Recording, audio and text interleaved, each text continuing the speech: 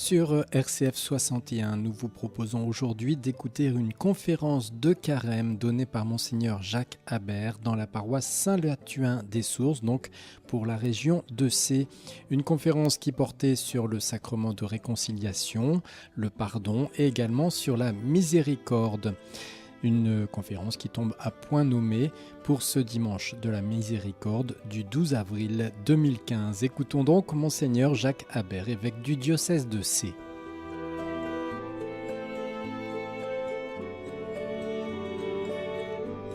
Voilà, nous aider un peu à réfléchir sur cette grande dimension de la vie chrétienne qui est le pardon, mais aussi, voilà, ce sera plutôt la deuxième partie de mon exposé sur le sacrement du pardon. Alors, vous imaginez bien qu'il y a évidemment beaucoup de choses à dire sur ce thème du pardon, de la miséricorde. Voilà, dans un séminaire, c'est un cours annuel pratiquement de parler de ces choses-là. Donc, il y a beaucoup de documents du magistère, il y a beaucoup de livres, de théologie, de spiritualité. Il y a la vie des saints. Donc, voilà, on est devant une abondance de sources qui peuvent nous aider à réfléchir. Donc, vraiment, ce que je vais dire va être un petit peu condensé. Je ne vais pas trop revenir sur l'histoire même de ce sacrement qui est assez mouvementé. Vous savez que c'est un sacrement qui peut s'appeler de différentes façons. On parle du sacrement du pardon, du sacrement de la réconciliation, du sacrement de pénitence, de la confession. C'est un sacrement, voilà, qui fait partie du septénaire sacramentel, des 7 sacrements, et qui, comme tous les sacrements, doit être bien mis en rapport avec le sacrement du baptême. Le baptême nous a plongés dans la sainteté de Dieu, mais hélas, nous faisons l'expérience que nous n'y restons pas toujours fidèles.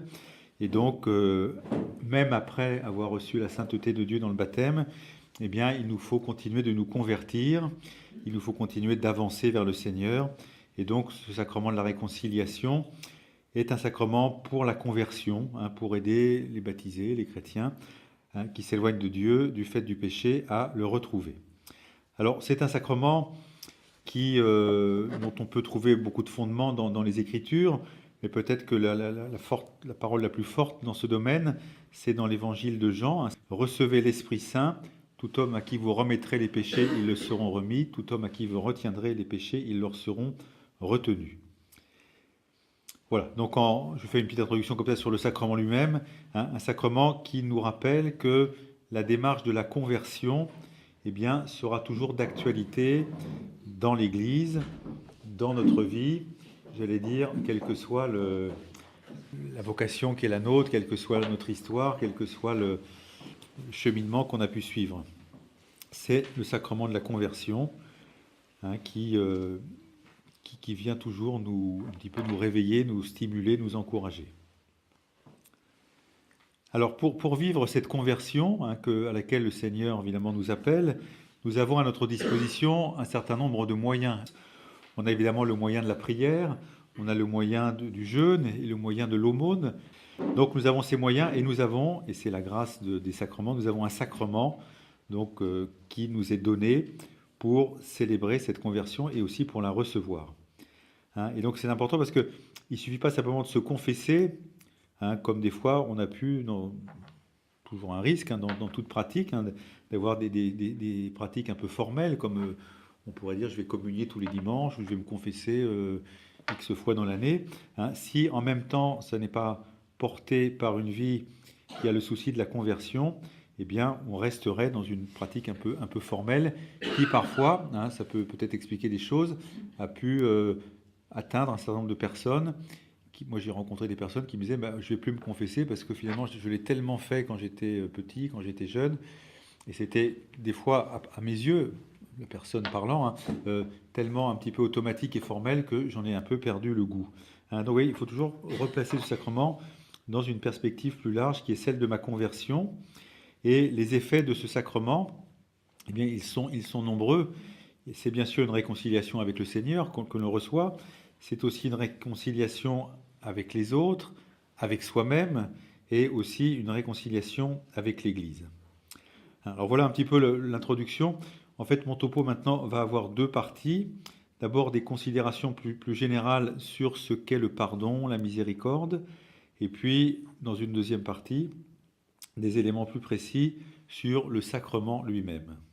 Mais je pense qu'il ne faut pas attaquer d'abord par le sacrement, mais d'abord le resituer donc, dans cette démarche qui nous fait jeter un double regard, à la fois un regard sur Dieu, et donc c'est cette question de la miséricorde, et un regard sur nous-mêmes, c'est toute la question de la conversion. Voilà, donc dans cette première partie, il y a donc deux sous-parties, la miséricorde et la conversion.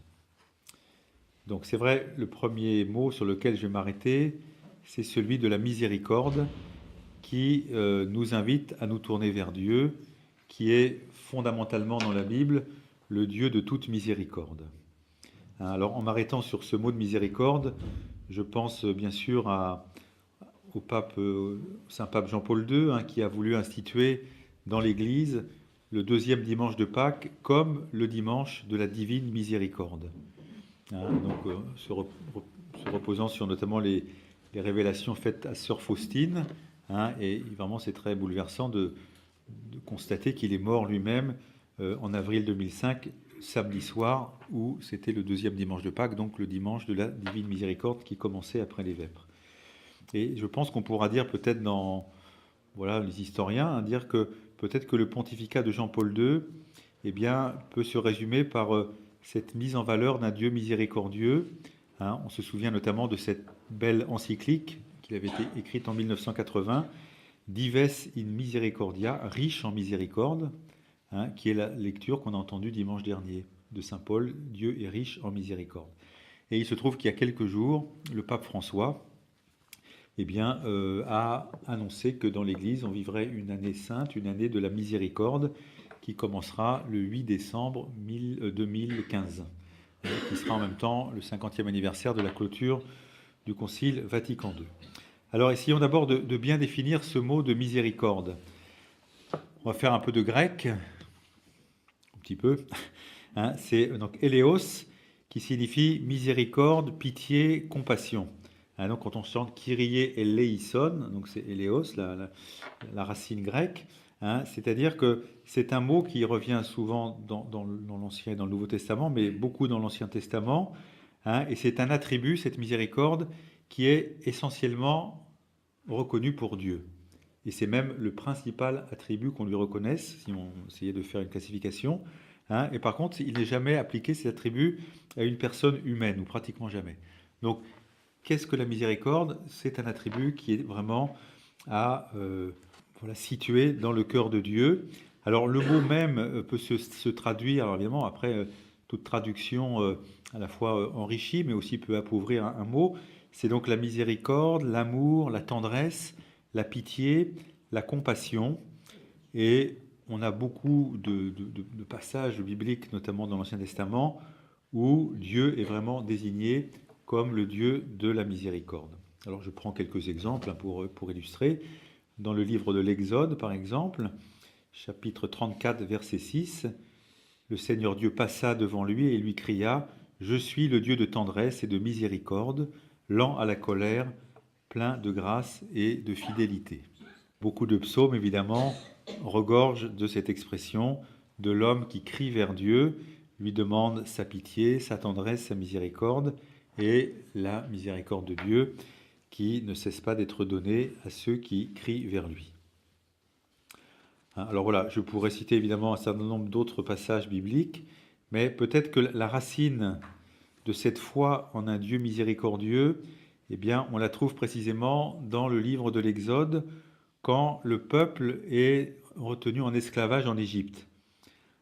Et on voit là, le terme n'est pas directement employé, mais cet épisode va manifester toute la compassion de Dieu pour son peuple, toute sa miséricorde qui, en quelque sorte, le fait agir. Et donc c'est ce fameux passage, en Exode 3, verset 7, « J'ai vu la misère de mon peuple ». Donc Dieu est en quelque sorte saisi aux entrailles parce qu'il voit la souffrance, la misère de son peuple. Je me rappelle au séminaire, on avait traduit ça de l'hébreu au français, donc on y passait des heures et des heures. Alors l'expression c'est « pour voir, j'ai vu la misère de mon peuple ». Et donc, par miséricorde, Dieu va faire sortir son peuple de l'esclavage. Et tout au long de sa marche au désert, le peuple de Dieu va finalement découvrir cette miséricorde qui ne cesse de s'appliquer à ce peuple qui, à certains moments, finalement essaiera peut-être de faire machine arrière, n'arrivera pas à accueillir cette miséricorde et à la comprendre, mais c'est un petit peu, si vous voulez, le refrain qui va rythmer la relation de Dieu avec son peuple, avec l'inconstance du peuple et par contre la constance de Dieu dans sa miséricorde. La seule limite qui peut être portée à la miséricorde de Dieu, c'est l'endurcissement du pécheur. Alors c'est vrai parce que des fois la question se pose, est-ce que Dieu peut tout pardonner? Donc la réponse est oui, mais la vraie question c'est est-ce que l'homme accueille ce pardon et accepte de se convertir? Alors ça c'est vrai dans ce que Jésus appellera le péché contre l'Esprit Saint dans l'Évangile, mais également dans l'Ancien Testament. Je vous cite également un petit passage, le chapitre 9 du livre d'Isaïe, versets 12 à 16. Donc c'est Dieu qui se lamente sur son peuple qui finalement n'accueille pas sa miséricorde. Le peuple n'est pas revenu à celui qui le frappait, il n'a pas cherché le Seigneur, c'est pourquoi en ces gens il ne trouvera plus la joie, de ses orphelins et de ses veuves, il n'aura plus pitié. Il y a un aspect, comme dans l'Ancien Testament, pédagogique, il ne faut pas après en tirer tout de suite la conclusion que... Mais voilà, ce qui peut mettre à mal la miséricorde de Dieu, eh bien ce n'est pas sa capacité à pardonner, c'est plutôt notre capacité à accueillir son pardon. Alors, je vous ai cité ici des passages de l'Ancien Testament. Évidemment, dans le Nouveau Testament, l'attitude de Jésus, ses rencontres sont innombrables dans lesquelles il se manifeste lui aussi comme un Dieu de miséricorde. Là, on pourrait prendre par exemple la parabole du Fils prodigue, ou encore dans l'évangile de Saint Luc, qui est souvent appelé l'évangile de la miséricorde, l'épisode de Zachée. Voilà, je crois que pour réfléchir vraiment sur le pardon, sur le sacrement du pardon et sur la vie chrétienne, il faut d'abord s'arrêter, donc c'est ce qu'on vient de faire, sur cette miséricorde de Dieu qui est plus grande que ce que l'on peut imaginer, qui dépasse toute la mesure de notre amour, et qu'il ne cesse de nous donner, mais à la condition que nous-mêmes, eh bien, nous soyons dans une attitude de conversion. Et donc c'est la deuxième sous-partie de ce premier temps. Comment cette miséricorde nous rejoint-elle? Comment est-ce qu'elle peut nous concerner? Eh bien, la question nous est posée, c'est avons-nous le désir de nous convertir? Et si oui, par quels moyens?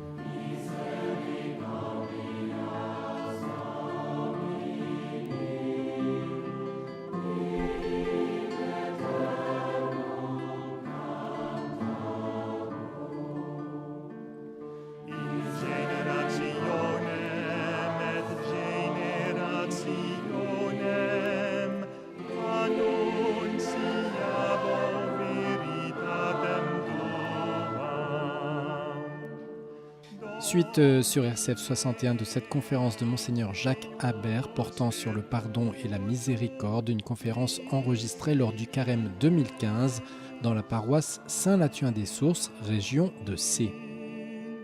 Alors arrêtons-nous sur ce deuxième mot de la conversion qui est aussi à bien comprendre. Donc voilà, comme j'ai fait un petit peu de grec tout à l'heure, je vais continuer. Donc c'est la métanoïa, c'est-à-dire la conversion, le retournement, le changement d'esprit.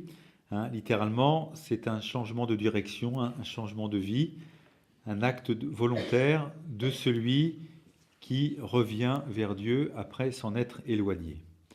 Et donc la conversion, c'est vraiment une décision libre de l'homme pécheur, alors qui est évidemment suscité par l'Esprit Saint de revenir vers Dieu.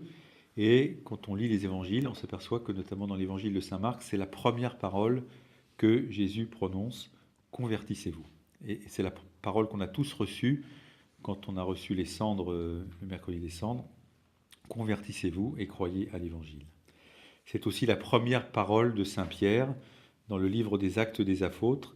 Les gens lui demandent: mais que devons-nous faire? Convertissez-vous et recevez le baptême. Alors voilà, là où nous sentons bien que nous ne sommes plus tournés vers Dieu, mais vers nous-mêmes, comme un appel que nous recevons de nous convertir, comme un acte libre que nous sommes invités à poser,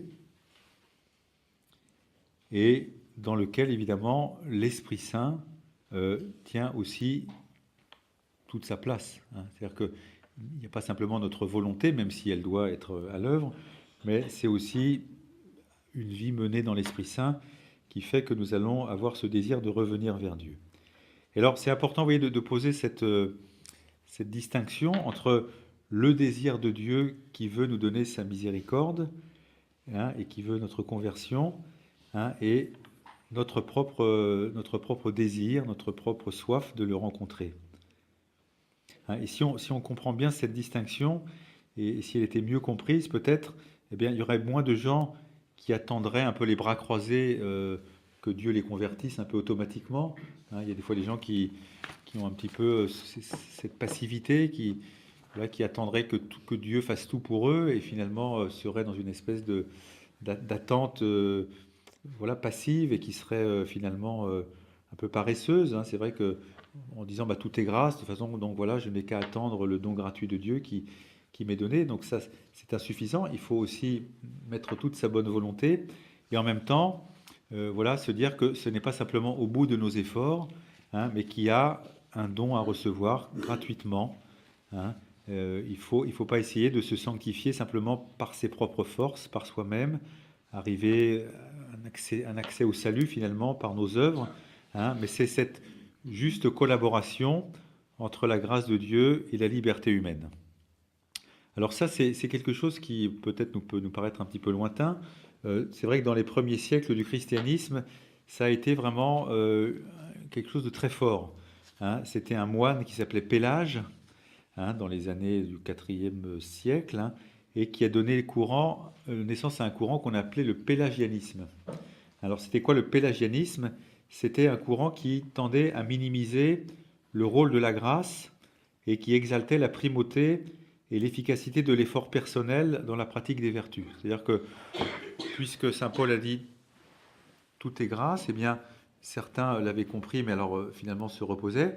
Et Pélage, il a voulu prendre un peu le contre-pied en disant « mais non, il faut que nous fassions des efforts et que finalement le don de Dieu, nous le méritions ». En fait, non, c'est un don totalement gratuit et il faut toujours s'abandonner à ce don, mais qui n'implique pas une passivité, mais au contraire ce désir de conversion, ce désir de revenir vers lui. Oui, le fils prodigue, mais il y a un moment donné, il dit « je vais retourner chez mon père ». Alors pourquoi il retourne chez son père ? Les motivations sont ambiguës. Peut-être que si tout allait bien pour lui, s'il avait à manger, il ne serait peut-être pas revenu. Mais toujours est-il qu'il prend cette décision que le père ne peut pas prendre pour lui, mais il s'aperçoit qu'il y a à la fois sa décision et puis cette prévenance du père qui l'attend sur le chemin et qui fait qu'il va se jeter à ses pieds.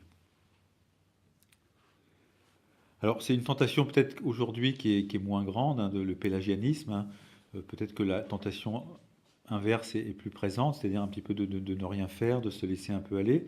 Mais voilà, je pense que ce qui est important dans ce que je viens de dire, c'est quand on réfléchit à toutes ces questions, il faut toujours tenir le double regard, un regard sur Dieu qui est toute miséricorde et un regard sur nous-mêmes qui avons humblement à marcher vers lui dans une démarche de conversion.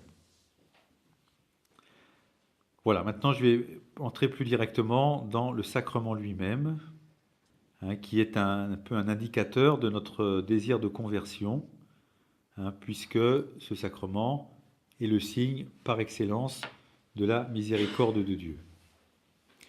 Et c'est là où le titre de la rencontre, est-ce que le pardon, la réconciliation est une option de la vie chrétienne? Eh bien non, ça n'est pas une option, c'est au cœur même de la vie chrétienne que cette dimension du pardon, de la reconnaissance de la miséricorde de Dieu et d'un désir de conversion soit vraiment quelque chose qui nous préoccupe, qui nous mette en mouvement, et qui ne nous laisse pas de repos au sens où on pourrait s'endormir. Alors je crois que quand on dit ça, il faut en même temps tenir que, indépendamment d'un plan religieux et de foi, le pardon est aussi une réalité essentielle de la vie humaine. C'est la peine de réfléchir très longtemps pour comprendre ça. C'est vrai qu'il y a les conflits internationaux, il y a les conflits nationaux, il y a les oppositions dans les familles, dans notre pays, dans l'Église, à l'intérieur même de notre propre conscience, hein. Nous avons tous besoin de réconciliation, hein, et quand l'Église célèbre le sacrement du pardon, eh bien sûr, elle pose un acte de foi, un acte religieux, mais elle rend, je crois, un service à toute la société.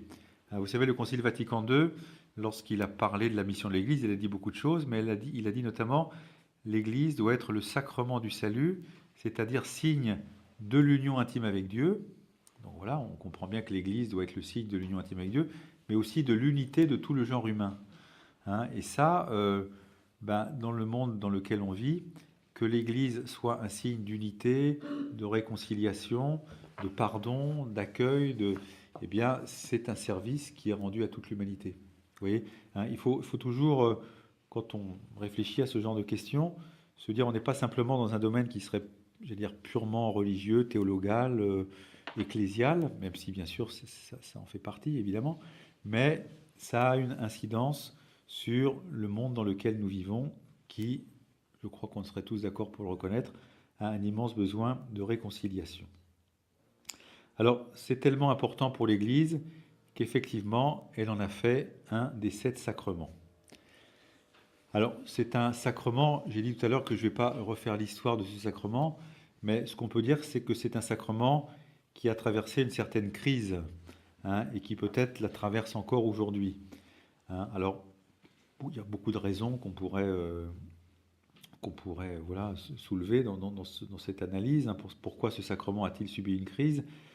Peut-être qu'effectivement, moi je me souviens de prêtres que je rencontrais quand j'étais dans le diocèse de Créteil, qui étaient des prêtres plus âgés, et qui me disaient qu'il y avait eu parfois de certaines pratiques qui étaient vraiment trop routinières, trop formelles, hein. On pense à des gens qui disaient on se confessait toutes les semaines, et puis on avait notre liste de péchés, et puis on y allait un petit peu sans trop savoir. Bon, et on peut imaginer qu'un enfant qui a vécu ça pendant 10 ans, puis un jour il sort de l'école et il se dit voilà, je vais pas forcément continuer ce genre de pratique. Alors, il faut se garder toujours de caricaturer, hein, parce que c'est toujours d'abord pas très chrétien, et d'autre part, voilà, c'est toujours très facile, hein, mais je pense quand même qu'on peut dire que ce sacrement avait besoin d'un renouveau, hein, notamment dans son aspect ecclésial et dans son aspect peut-être aussi de se remettre justement devant la grandeur de la miséricorde de Dieu, et non pas simplement d'être en règle avec un certain nombre de péchés qu'on avait pu écrire sur une liste. Alors, est-ce qu'on est en train de le redécouvrir, ce sacrement? Eh bien, je l'espère, hein, je l'espère beaucoup, hein. On voit dans un certain nombre de lieux un renouveau, hein. On voit aussi un certain nombre de propositions qui sont faites, hein, notamment, voilà, enfin, je parle de la région parisienne parce que j'ai bien connu ça, d'après-midi du pardon, hein.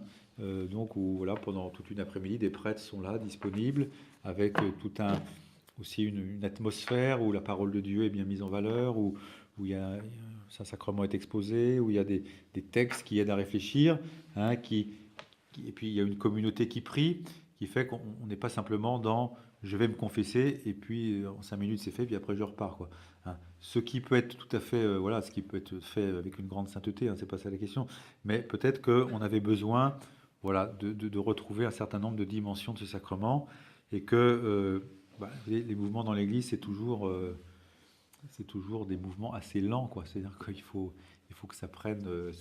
C'est une grosse entreprise, l'Église, hein. C'est un immense navire.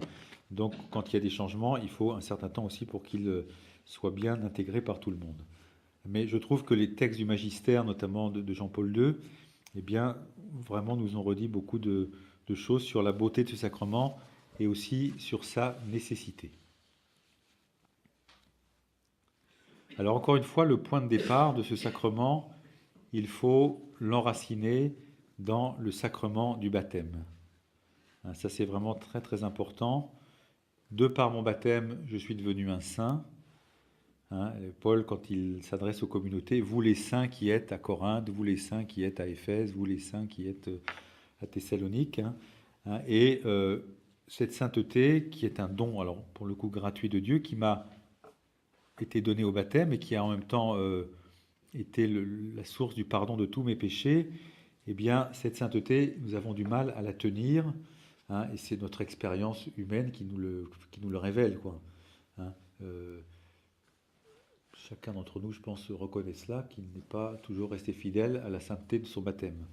Enfin, si quelqu'un n'est pas convaincu, c'est formidable, parce que peut-être qu'il y a un saint parmi nous, mais voilà, on sent bien qu'on a tous besoin du pardon de Dieu.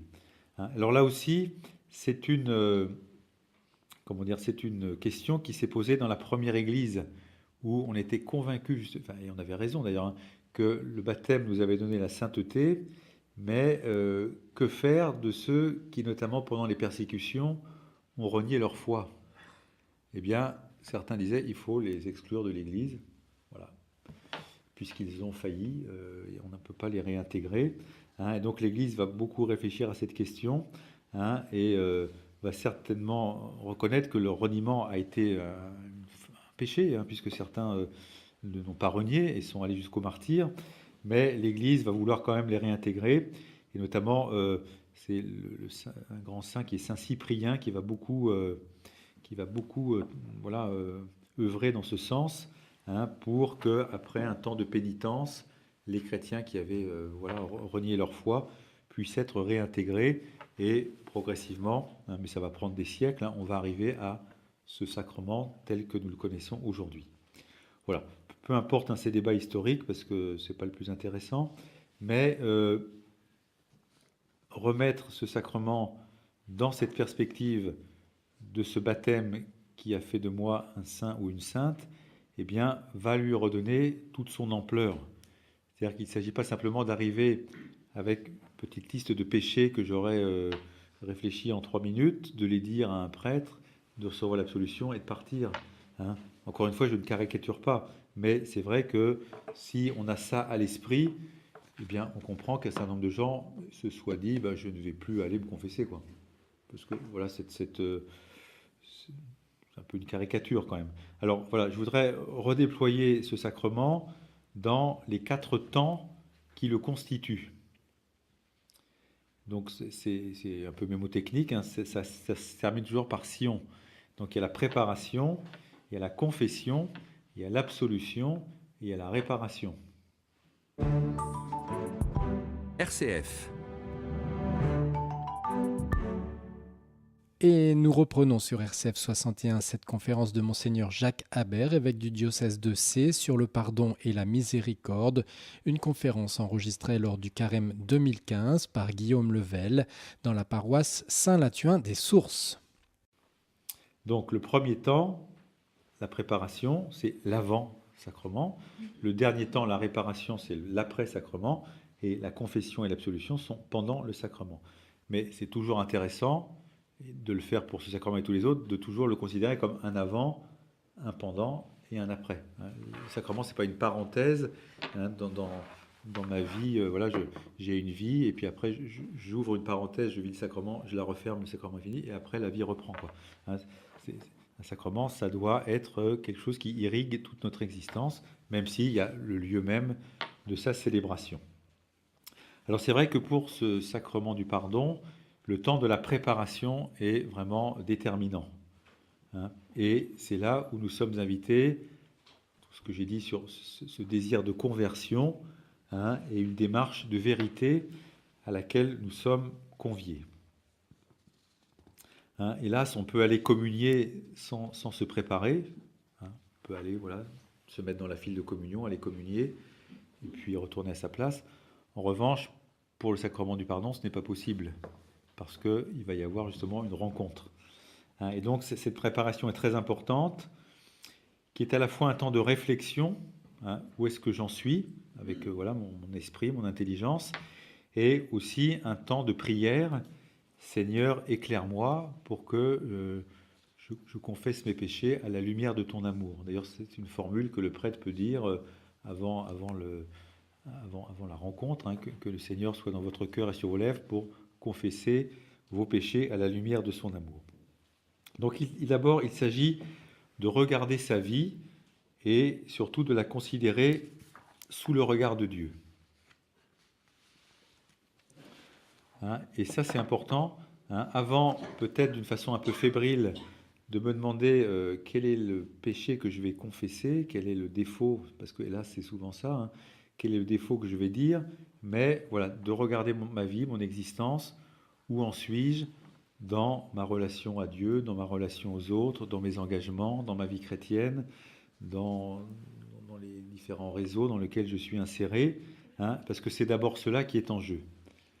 Hein, et cette vie, voilà, que je prends le temps de regarder, alors c'est quelque chose qu'on peut faire chaque soir, hein, avant de s'endormir, on peut faire ce qu'on appelle un examen de conscience, hein, une relecture, hein, peu importe les termes, hein, mais voilà que notre vie ne soit pas simplement une succession d'actes que nous posons à toute vitesse, parce que nous sommes souvent très pressés par le temps, mais que nous prenions du temps pour nous poser.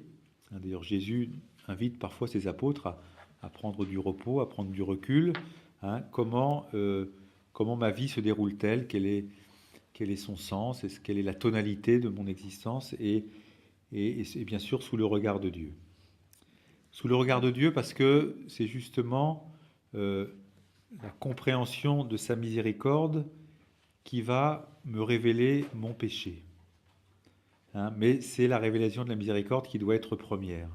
Hein, l'amour de Dieu va jeter sur notre existence une lumière qui est très belle, qui est réconfortante, qui est apaisante, qui est guérissante, mais en même temps qui va révéler mes manques. Hein, alors dans ce domaine-là, je trouve que le texte le plus beau, c'est dans l'évangile de Saint Luc, chapitre 5, versets 1 à 11, c'est quand Saint Pierre opère une pêche miraculeuse. Donc il a peiné toute la nuit sans rien prendre. Jésus lui dit, jette les filets. Donc il ramène une barque pleine de poissons. Et que fait Saint Pierre? Il se prosterne aux pieds de Jésus et lui dit, prends pitié du pécheur que je suis. C'est très intéressant parce qu'il n'a commis aucun péché. Il vient simplement d'être témoin d'un miracle qu'il vient lui-même de faire par la grâce de Jésus. Et il dit pourtant, prends pitié du pécheur que je suis. Parce que Saint Pierre ici comprend la sainteté de Dieu, comprend qui est Jésus, hein, voilà, on est au début de l'Évangile, et cette découverte du Seigneur, sa grandeur, sa sainteté, sa magnificence, est bien fait que Pierre se reconnaît pécheur. Vous voyez.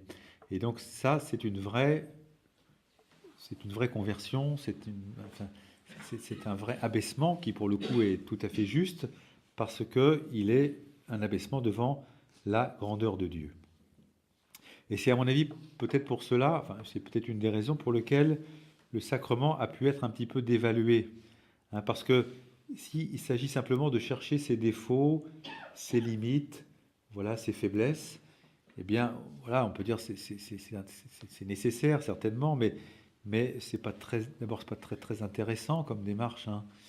Et surtout ça peut être très culpabilisant, hein. Et donc une culpabilité excessive n'est pas chrétienne, hein. Elle a pu parfois bloquer des gens dans une espèce de culpabilité absolue, hein. Alors quand quelqu'un, alors c'est les jeunes plutôt qui disent ça, il dit je suis nul, hein. Alors c'est pas du tout humble de dire je suis nul, c'est surtout désespéré, quoi, parce que nous ne sommes pas nuls, nous avons des limites, des faiblesses, des péchés, mais regardons notre vie à la lumière de ce que Dieu en attend.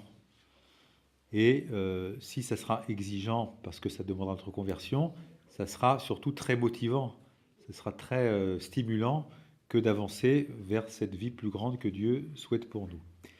Et puis, deuxième chose, c'est que si on se limite simplement à chercher ses péchés, ses limites, ses défauts, eh bien, finalement, on réduit la vie chrétienne à une vie qui soit moralement bonne.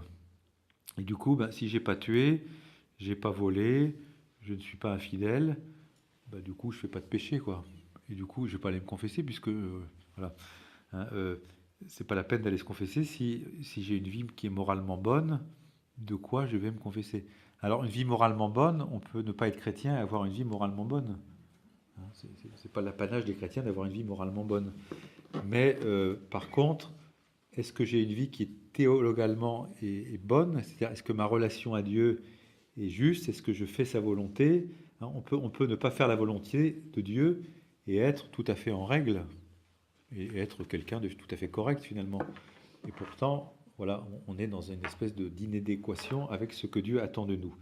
Alors oui, c'est ce passage entre une vie morale, qui bien sûr est nécessaire, hein, je ne vais pas dire le contraire, il faut avoir une vie le plus moralement bonne possible, mais ça ne suffit pas pour qualifier ce qu'est un chrétien. Un chrétien, ce qu'il qualifie, c'est d'être chrétien, c'est-à-dire du Christ, et donc d'avoir une vie qui soit en fidélité avec ce que Dieu attend de lui. Et donc, dans ce sens, le sacrement du pardon, c'est un peu comme un baromètre de ma relation à Dieu, quoi. Est-ce que je vais prendre le temps de me remettre devant ce que Dieu attend de moi? Est-ce que je vais prendre le temps de me remettre devant cette question, Seigneur, voilà, que veux-tu que je fasse? Quelle est la conversion à laquelle tu m'appelles?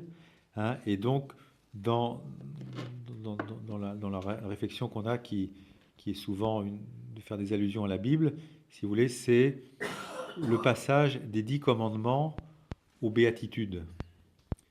Hein, les 10 commandements, on peut être en règle avec les 10 commandements. J'espère qu'on est tous à peu près en règle avec les 10 commandements. Tu ne voleras pas, tu ne tueras pas. Bon, un jour, on arrive, enfin, des fois, on n'est pas en règle, mais on peut avoir une vie où on est en règle avec les 10 commandements. C'est souhaitable. Mais être en règle avec les béatitudes, ça ne sera jamais possible. Heureux les pauvres de cœur, heureux les doux, heureux les miséricordieux, heureux ceux qui ont faim et soif de la justice, heureux ceux qui pleurent. Oui. On ne sera jamais en règle avec ça. Donc, c'est très, les 10 commandements ont toute leur valeur, ont toute leur place, hein, et il faut bien sûr les garder comme une révélation très précieuse. Mais oui, c'était le problème des pharisiens, qui étaient de très bons juifs et qui étaient tout à fait en règle avec les 10 commandements. Et c'est bien, hein, il ne faut pas le sous-estimer, mais c'est insuffisant, parce que ce que Dieu nous demande, ce n'est pas simplement d'être en règle, c'est de l'aimer et de grandir dans son amour. Et là, les béatitudes, eh bien, sont certainement Enfin, c'est pas pour rien qu'on nous dit que Jésus monte sur la montagne et que là, il donne les béatitudes, de même que sur la montagne avaient été donnés les 10 commandements. Voilà, donc dans cette préparation, parce qu'on en est toujours là, à la préparation, hein, il faut évidemment la situer, cette préparation, dans un climat de prière, hein, et dans un climat où la parole de Dieu va prendre toute sa place. Alors, une fois que j'ai fait un petit peu cette démarche, il faut ensuite que j'identifie mes péchés. Mais oui, c'est dans un deuxième temps. Hein, et alors là, il y a un élément qui intervient, c'est celui du regret. C'est-à-dire, est-ce que j'ai la contrition, le regret de mes fautes, hein, qui me fait prendre conscience de la laideur du péché, de ses conséquences néfastes, hein, et aussi du gâchis par rapport à ce que Dieu attend de moi. Hein, c'est vrai que le fait d'avoir une contrition, alors qui n'est pas parfaite, hein, enfin, on ne mesure pas toujours les conséquences négatives du péché, mais je crois que si on prend la mesure que le péché, c'est ce qui m'abîme, c'est ce qui me détruit, c'est ce qui détruit la relation aux autres, c'est ce qui détruit l'humanité, eh bien, la démarche qu'on va poser va avoir d'autant plus de poids. Vous voyez, si on revient sur la parabole du fils prodigue, il est quand même très abîmé. Il est tellement abîmé d'ailleurs qu'il dit qu'il ne peut plus être appelé, tu ne peux plus attraper ton fils, quoi, hein. Alors, pour nous aider à ce regret et à cette prise de conscience de nos péchés, eh bien, nous avons à notre disposition 4 moyens. Hein, le premier, c'est d'abord notre conscience, hein, parce que c'est la première instance qui, en nous, va nous indiquer ce qui est bien et ce qui est mal. Nous sommes tous dotés d'une conscience, hein, c'est notre dignité humaine qui nous fait distinguer le bien du mal. Alors le problème aujourd'hui, enfin aujourd'hui, peut-être avant d'ailleurs, hein, mais c'est que des fois cette conscience morale est tellement émoussée, tellement abîmée, tellement malmenée, qu'il y a des gens qui ne discernent plus le bien du mal, quoi. Hein, et donc ça c'est vraiment une grosse... enfin, voilà, c'est une épreuve pour notre humanité, hein, avec notamment ce critère qui est hélas devenu un peu le critère de la moralité. Tout le monde le fait.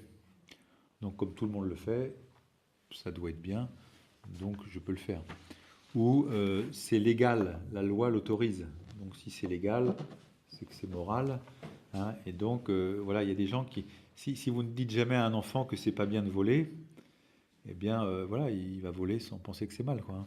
Donc, c'est tout le problème de l'éducation, tout le problème de la catéchèse, tout le problème des parents qui éduquent leurs enfants, qui essayent de leur donner les fondements voilà, du bien et du mal, hein.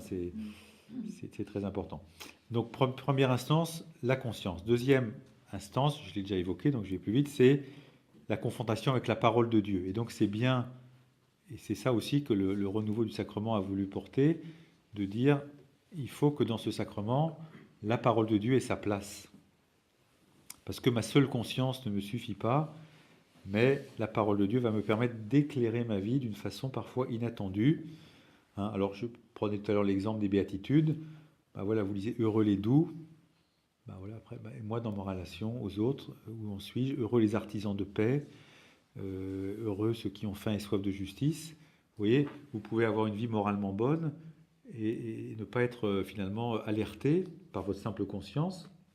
Alors quand vous lisez les béatitudes, eh bien forcément ça vous interpelle, ça vous réveille, des fois ça nous bouscule fortement, hein. Par exemple, aimez vos ennemis, voilà, c'est quand même une parole que notre propre conscience ne peut pas nous dicter, quoi. La conscience, la parole de Dieu, il y a aussi toute la vie de l'Église, hein, qui peut nous aider à réfléchir. Donc je pensais des textes du magistère, hein, la vie des saints. Voilà, je sais pas quoi, une homélie, enfin, vous voyez, il y a un enseignement qu'on a reçu qui peut nous encourager. Et puis il y a aussi, moi, j'aime bien le dire, un petit peu le regard des autres, hein, ce que les autres finalement nous renvoient. Hein, si tout le monde nous dit vraiment tu te mets trop en colère, c'est peut-être qu'ils ont raison, quoi. Et que donc voilà, c'est intéressant. Alors, je dis ça parce que c'est dans l'Évangile, c'est ce qu'on appelle la correction fraternelle, hein, qui est difficile, hein, voilà. Jésus nous dit, voilà, il faut d'abord retirer la poutre dans notre œil avant d'enlever la paille qui est dans celui de notre voisin. Mais en même temps, on est invité, si ton père commet un péché, ben, va le voir. Donc, on est aussi un peu solidaires les uns des autres dans ce domaine, hein, et je crois que l'amour vrai d'une personne, c'est un amour qui va jusqu'à lui dire, ben là, je pense que voilà, tu fais fausse route. Parce que sinon, on peut tomber dans l'indifférence, c'est-à-dire fais ce que tu veux, ça m'est totalement indifférent, hein, et c'est aujourd'hui aussi une grande tentation, c'est-à-dire que sous prétexte de tolérance, je suis très très tolérant, mais en fait, derrière, on pourrait dire je suis très indifférent, finalement, faites ce que vous voulez, ça m'est égal. Donc si on aime les gens, on va parfois leur dire que leur attitude n'est pas juste et n'est pas bonne. Voilà, donc j'étais un petit peu long, mais c'est ce temps de la préparation qui me semble très important. Reprendre sa vie dans toutes ses dimensions, dans toutes ses composantes, essayer de l'éclairer à la lumière de la parole de Dieu, avec le magistère de l'Église et avec aussi peut-être ce que les autres me renvoient comme image.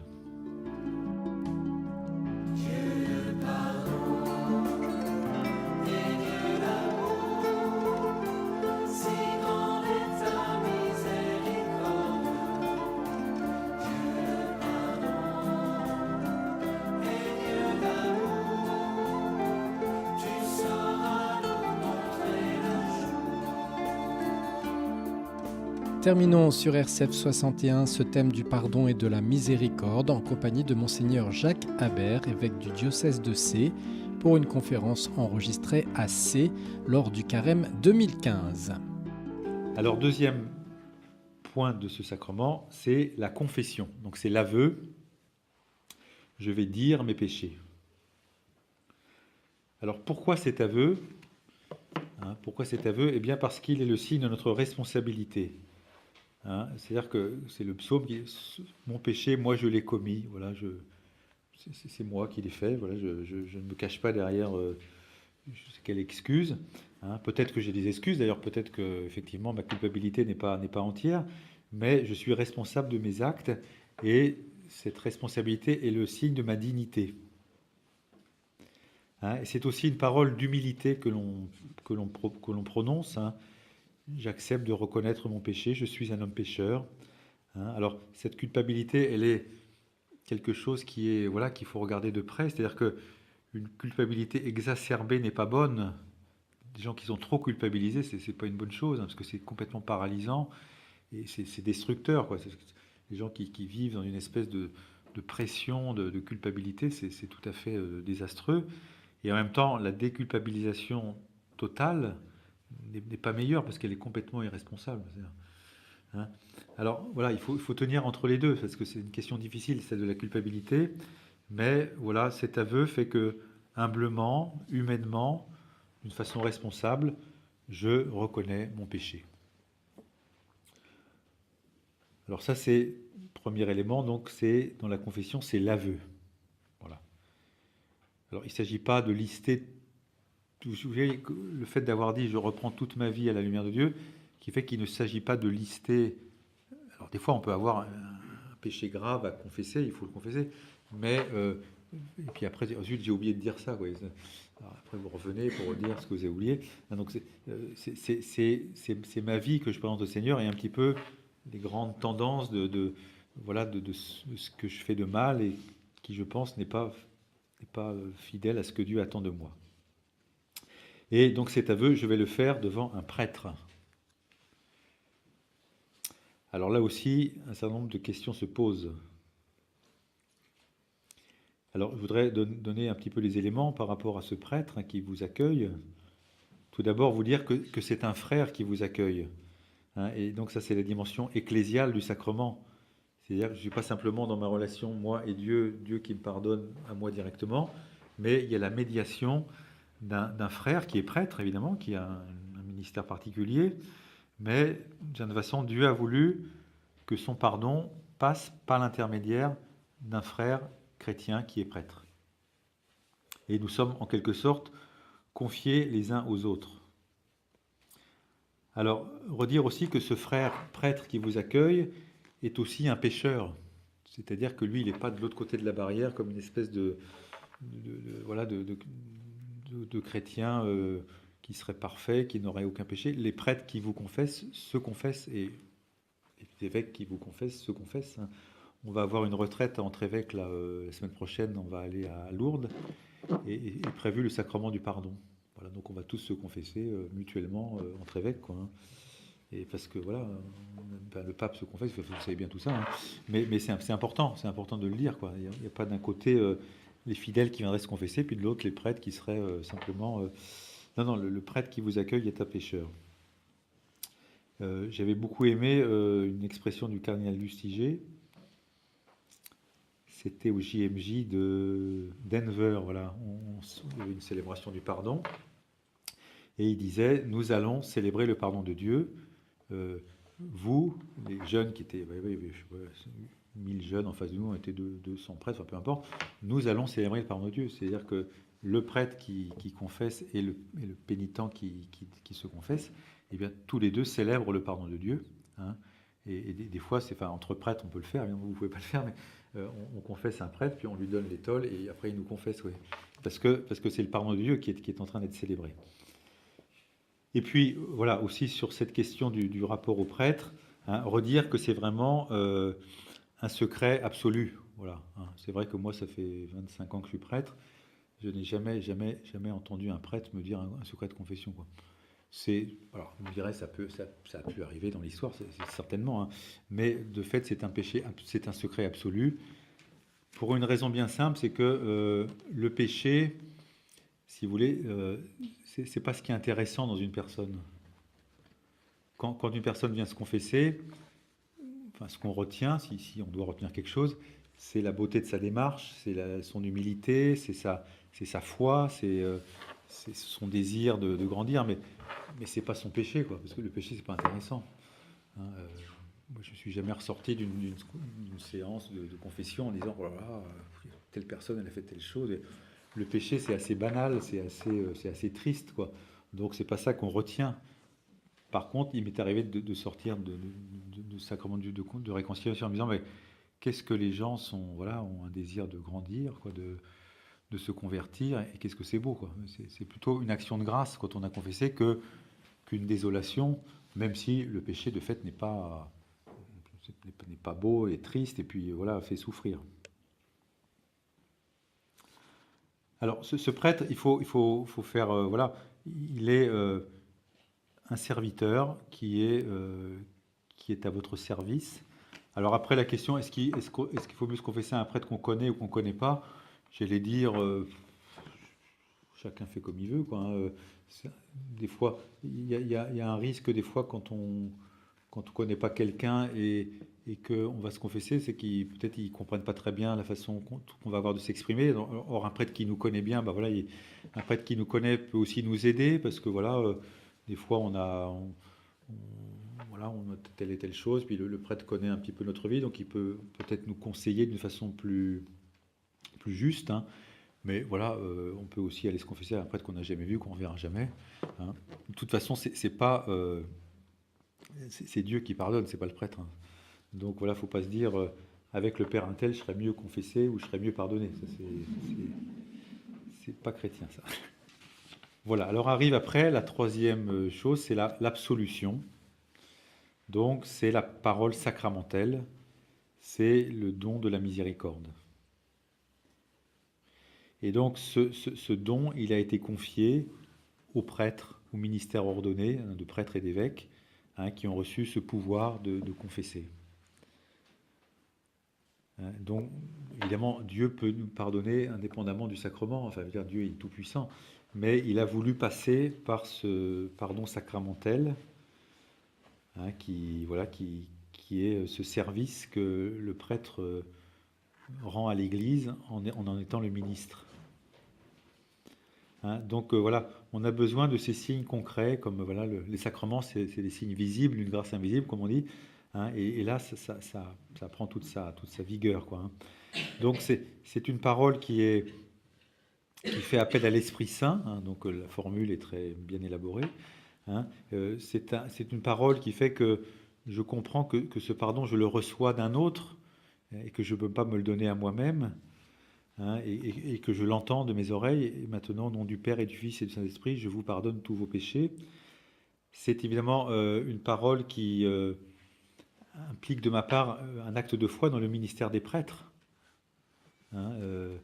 Voilà, les prêtres voilà, donnent leur vie pour être les serviteurs du pardon de Dieu dans cette circonstance, quoi, hein. Donc, ne pensez pas que vous dérangez un prêtre quand vous lui demandez de vous confesser, quoi. Parce qu'il il opère ce pourquoi il est fait, quoi, hein. Il y avait un prêtre qui disait, c'est une formule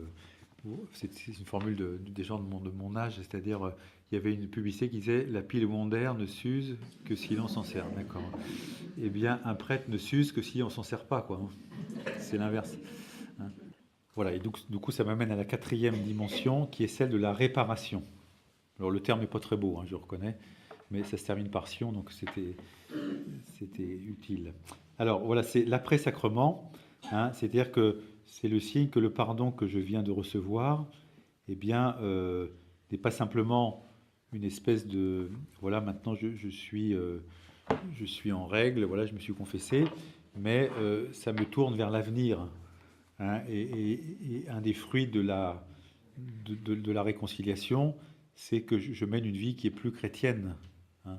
Comment savoir finalement si je me suis bien confessé? Eh bien, si après, dans les semaines, dans les mois qui viennent, eh bien, voilà, cette confession que j'ai vécue m'a amené à faire des progrès, hein. Et c'est là que c'est important de se dire, c'est un sacrement qui revient régulièrement. Et donc, on voit des personnes, et j'espère qu'on a tous plus ou moins fait l'expérience, dire, ce domaine qui était pour moi, il y a 7-8 ans, une difficulté sur lequel eh bien, je sens que finalement, voilà, je suis un peu... Alors, l'expression, voilà, je suis un peu guéri, j'ai pu dépasser cette difficulté. Ne nous faisons pas d'illusions, des péchés qu'on portera toute sa vie, hein. Voilà, il y a des gens qui disent, voilà, je me confesse toujours la même chose. Bon, c'est vrai qu'il y a des péchés qu'on va traîner toute notre vie, parce que voilà, c'est notre nature pécheresse, quoi, hein. Il y a des péchés aussi, heureusement, qu'on commettra jamais, hein, il y en a qu'on commet toujours, il y en a qu'on commet jamais. Donc voilà, faut surtout essayer de mesurer comment on progresse. Et donc c'est ça, finalement, la réparation, c'est ce lien entre la vie et la foi, hein, ce que le Seigneur m'a donné de recevoir, ce que j'ai célébré, eh bien, je vais essayer maintenant de le vivre, hein. Et dans ce domaine, faut vraiment pas hésiter à être concret.